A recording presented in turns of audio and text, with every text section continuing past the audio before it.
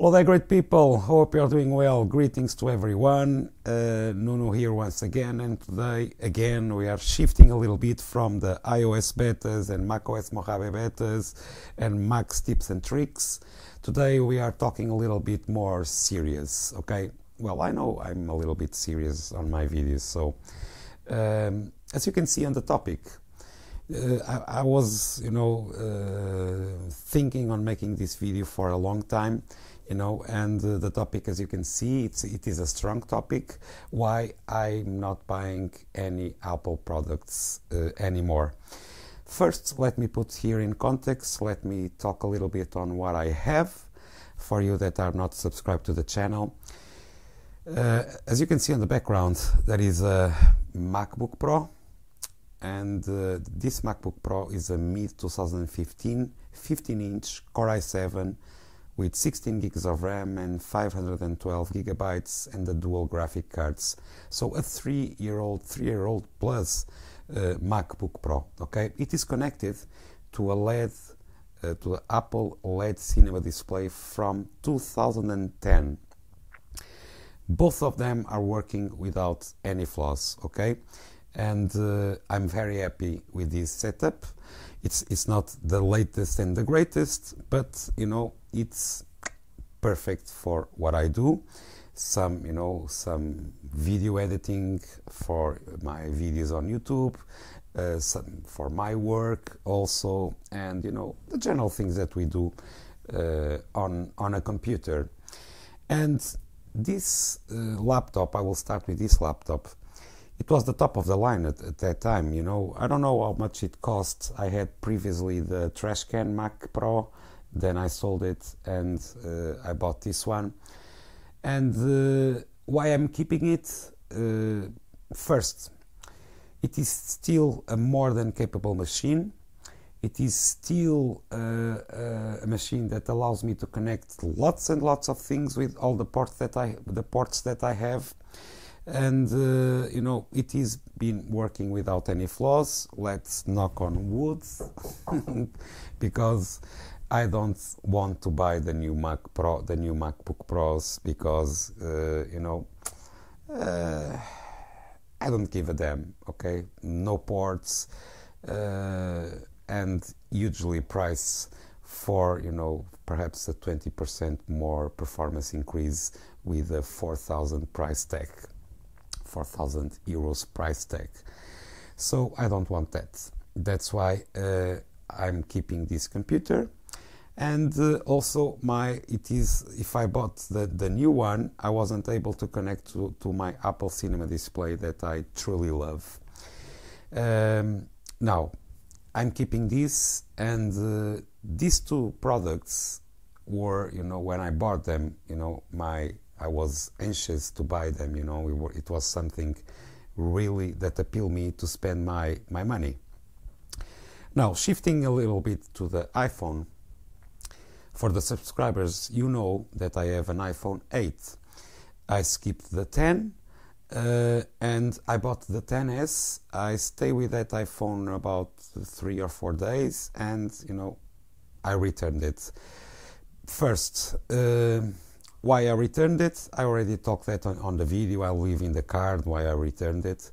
One of the things was that iPhone did exactly the same thing as this one did. Okay, OLED screen, edge-to-edge screen, better photos, I don't know, but it did the same thing that it does the same thing that I do on this phone. So I'm pretty happy with this iPhone 8.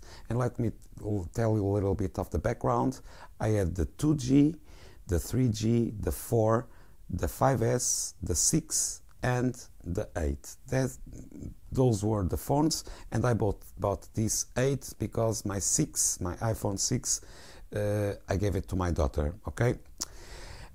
So I'm more than happy. This is 1-year-old device, and I'm more than happy with this iPhone 8.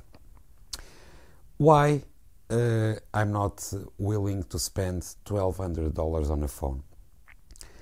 Guys, the price it isn't. I cannot justify, you know, a $1,200 phone that does the same thing for the 600 euros that I paid for this one.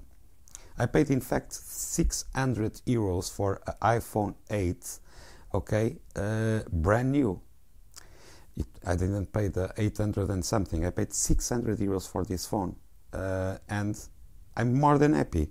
It makes the same thing that from the people that bought the 10, the 10s, the 10s Max, and the 10R. It does exactly the same thing, okay? And then I have a iPad from 2013, an iPad Air that I also present on my videos to test how older devices keep up on the new iOS 12. And I don't have any intentions on buying new iPads, because for me the iPad is to lay on the couch and seeing some, you know, YouTube videos, browsing the web, you know, nothing major. So for me it's perfect. Now, why I stopped buying Apple products, new Apple products? You know, I could buy the new MacBook Pro, or the new iMac Pro, or something like that. But you know, the prices are so overwhelming for what that devices do, that I cannot justify for my work sorry, buying that kind of products. Not to swear. I don't want to swear on this video. So we are seeing, and since this after the results, the presentations results from the quarter from Apple, now they are not revealing anymore the, you know, the sales by product category, but they are presenting only the revenue. And there's a reason for that, okay? First, they increased the prices for the phones, the iPads, the Macs, but the sales from the phones, their cash cow, the phones are their cash cow, are not increasing. In fact, they are decreasing, okay? Or they are even. And that's not good from the guys that are investing in Apple, you know, the stocks in Apple, on Apple or in Apple, I don't know. You know, I'm from Portugal, guys, so sometimes my English could not be the most perfect one, but I think you understand me. And, you know, the cash cow is no more the cash cow, okay? And they don't want to present that to the stock investors or even to the general public. The guys that know are geeks and want to know about those things, now they want to share only the revenue. And in fact, they are increasing in revenue. Well, they raise the prices of their products, but they are not increasing in sales. And there's a reason for that. First, they are not innovating. You know, there isn't anything that, for me, and I'm seeing also some guys that I like to see on YouTube, some guys from, you know, that are experienced in stocks and everything, and we are not seeing anything, you know, that allows us to see the future of Apple, you know. They are only increasing the prices of their products, so they have higher revenue, but in fact the sales are lower. I know I'm repeating, but I don't know if you are understanding what I'm talking about. When you have a company, and you know, I've been in sales for a long time. When you have a company, and of course you are relying on your portfolio of products, and you have a cash cow, if that cash cow that represents on Apple, for example, more than 50%, it's not increasing in sales, that is a major concern. Okay, you have a higher price, you know, but that will be good for a period of time, you know, not a long term, because people will not, they are not capable. Okay, if they are bright and they are not spending more than they have, they will not have the ability to buy the products. And we'll see that in the medium term, that Apple will begin to lower, you know.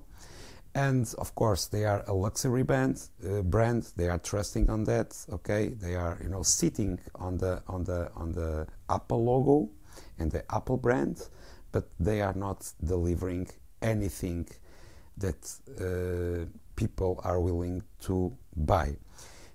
One of the things is that they forgot their main focus. Okay, the thing that made Apple grow, it was the professional market. It was the Macintosh. Okay, they forgot Macintosh. You know, when they talk about that, the Mac is the Mac. They are thinking, and perhaps in the future, okay, the new guys, I'm thinking in my daughters, you know, they are teenagers, and of course they are relying on the phones, you know, they consume media on the phones.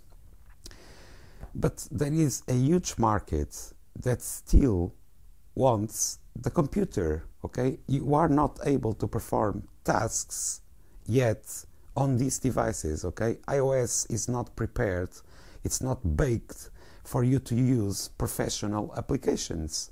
It isn't, period. Okay, they have to shift. You can make a wonderful phone visually, okay, a wonderful hardware, but if the software doesn't correspond to that, and you make the same thing from the phone from 2 years ago or 3 years ago, what the heck? Why do you need a new phone? To show to your friends? Well, guys, I'm not that kind of guy, okay? I'm not that kind of guy. Perhaps because of the age, because of the way I am. I don't need to show what I have. I need to be happy on what I buy to myself, you know, and be with my conscience clean and happy of spending so much money for a product. It has to be useful. So they have to shift, guys. They have to shift. I'm really sad because, you know, I've been an Apple enthusiast, an Apple sheep. And I'm not now an Apple sheep, but I bought so many things from Apple. The Apple routers, the AirPort Extreme, AirPort Express, you know, so many things that I bought, you know. And I was extremely happy in the past on buying that kind of products. They were perfect, you know. The software was also perfect. Everything was, you know, something useful. Nowadays, we are not seeing any innovation, guys. Nothing at all. They are crippling, you know, the Macs, you know, and they are increasing prices in all their product range. So I hope in the future, you know, they understand that they are not going in the right direction, because they will suffer, and they are beginning to suffer. I don't know if they have something in the, you know, hidden, and because they have so much money that you know, perhaps they are doing something extraordinary. I doubt it, you know, I doubt it, but I hope so, for the sake of the brand that I used to love. So guys, this is a long video. It is not a rant, guys. This is something more than a concern, not a rant. And honestly, if I'm bright, well, it's good. I don't have to spend money. Everything works very well in this kind of products that I have here. So for now, this is all. For you know, new guys, if you like this kind of content, you know, put your thumbs up. If you didn't, put your thumbs down. There are also always the two options, and they are enabled. And if you want to be subscribed for more tips and tricks on the old school Macintosh and know about the iOS betas on new devices and older devices, go ahead, there is a subscribe button below. I think this is a long video. Stay safe and I hope to see you on the next one. Bye bye.